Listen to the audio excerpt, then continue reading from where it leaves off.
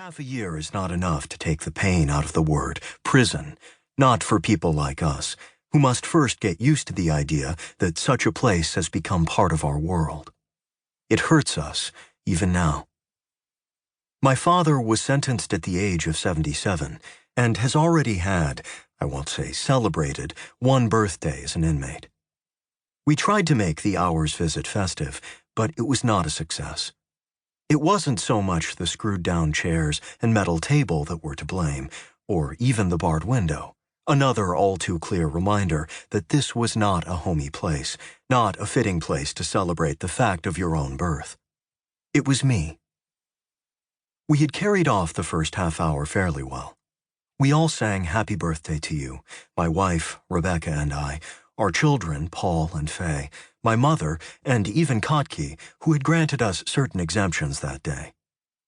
We ate the almond cake my mother has been baking for her husband almost all her life, and which she wanted to present uncut on a baking sheet the way she always does, because she enjoys cutting it with everyone looking on, waiting to have some. But the exemptions didn't go that far. When we were searched at the door, my poor mother, my 75-year-old mother, had to watch as a prison warden cut her almond cake into little pieces. "I assure you, I didn't bake a file into it," she said, with a forced cheerfulness that made me sad. They probably believed her, but of course, there are rules. I hate those words, hate having it pointed out to me that there are rules preventing what is reasonable. But they are words I have heard often since my father has been in prison. We talked about other birthdays my father had celebrated as a free man, when I suddenly found myself sobbing, quite unexpectedly. At first, I thought I could stop, and I fought back the sobs, but they grew heavier until I was weeping uncontrollably. My children had never seen their father in such a state, and stared at me in horror. Kotke, bless him, looked away, embarrassed.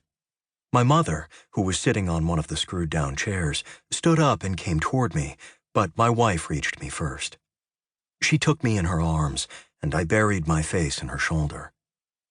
After a few minutes, my sobbing fit was over, and I looked up.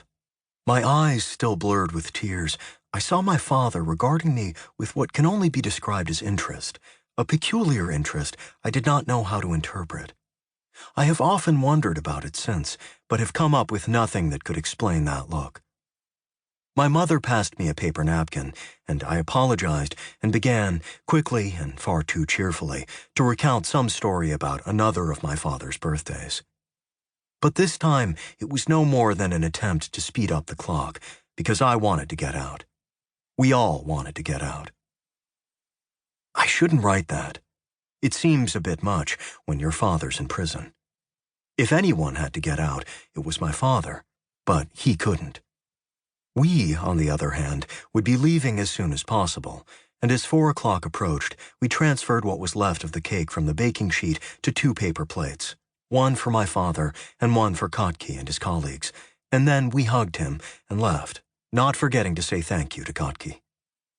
My father remained behind, of course. He'd been sentenced to 8 years.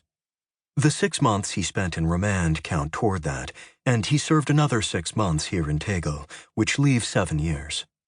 If he behaves well, and we firmly expect him to do so, he might be released in 3 or 4 years' time. Kotke has told us repeatedly that there is no better behaved inmate than my father, and that fuels our hopes. It would give him another few good years of life as a free man. That's what I tell my mother. "If only he doesn't die in there," my mother often says, and immediately repeats herself. "If only he doesn't die in there." "He's healthy," I tell her when she says that. "He'll make it." "Dad?" I asked again, after chatting a while with Kotke. That's how I tend to spend my time here. Kotke and I talk. He does most of the talking. Kotke's nothing if not talkative, but that's a good thing. It's a help. I find the silence of the prison intolerable because eerie sounds emanate from it that can be heard in the visitor's room, metallic noises I can't identify, not ringing out sharply, but flat and dull. At first, I thought I could hear rhythms, as if somebody was tapping or filing, but over